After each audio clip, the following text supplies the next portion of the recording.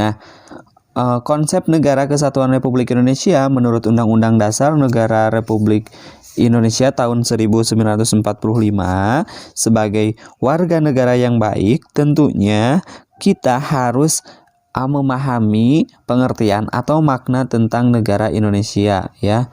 Sekali lagi, sebagai warga negara yang baik, tentunya kita harus bisa memahami pengertian atau makna negara Indonesia.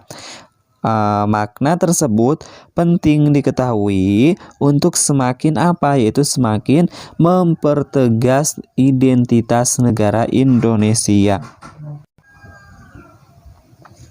Nah, Undang-Undang Dasar Negara Republik Indonesia tahun 1945 secara nyata mengandung semangat agar Indonesia bersatu, baik sebagaimana tercantum dalam pembukaan maupun dalam pasal-pasal yang langsung menyebutkan tentang Negara Kesatuan Republik Indonesia.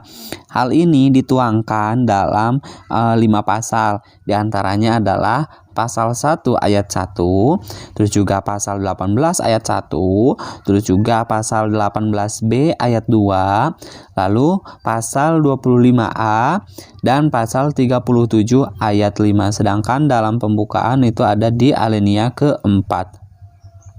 Nah, bunyi dari pasal 1 ayat 1 Undang-Undang Dasar Republik Indonesia tahun 1945 yang berbunyi, negara Indonesia ialah negara kesatuan yang berbentuk republik.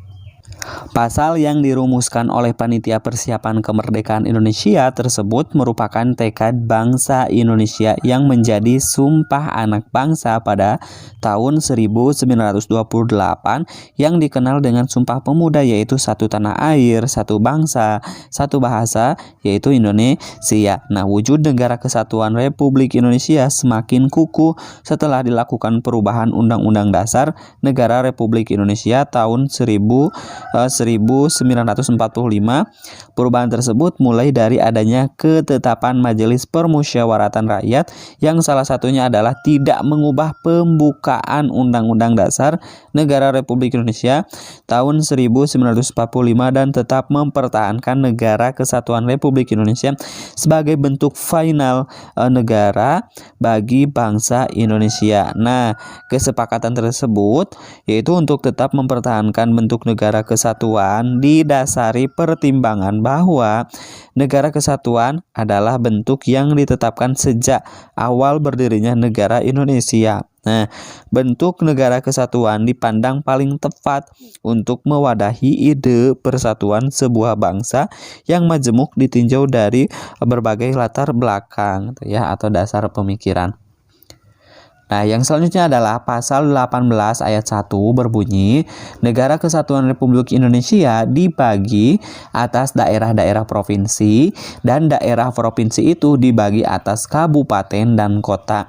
Dan tiap-tiap provinsi, kabupaten, dan kota itu mempunyai pemerintahan daerah yang diatur dengan undang-undang.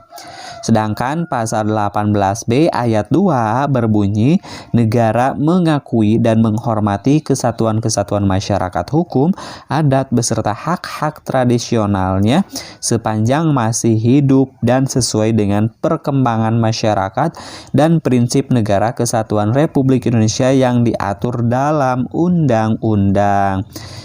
Nah, sedangkan bunyi dari pasal 25A berbunyi, Negara Kesatuan Republik Indonesia adalah sebuah negara kepulauan yang berciri Nusantara dengan wilayah dan yang batas-batas dan hak-haknya ditetapkan dengan undang-undang.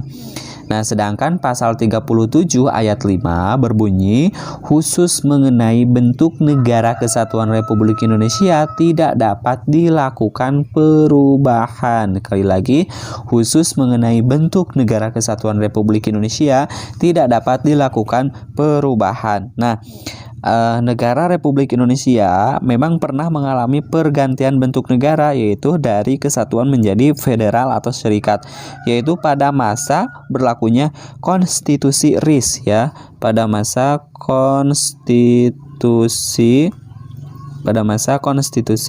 RIS. Pada masa konstitusi RIS, yaitu pada tanggal berapa? Tanggal 27 Desember 1949 sampai dengan 17 Agustus 1950. Perubahan tersebut sebagai konsekuensi dari kesepakatan yang terjadi dalam KMB, Konferensi Meja Bundar, KMB ya, Konferensi Meja Bundar. Akan tetapi bentuk negara tersebut tidak bertahan lama. Hal ini menunjukkan bagi bangsa Indonesia konsep negara federalisme atau serikat tidak cocok diterapkan di negara kita ya.